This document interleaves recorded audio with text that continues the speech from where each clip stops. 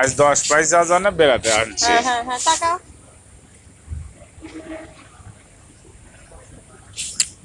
এই জায়গায় একটা তাইবা এখানে একটা কবিতা বলো তো সুন্দর করে।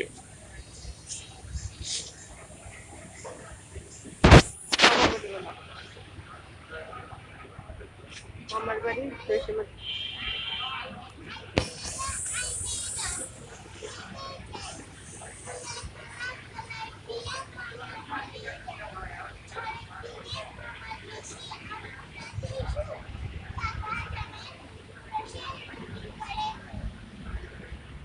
এরকম করে তো বলতে হবে, এই যে এরকম করে, এই যে এরকম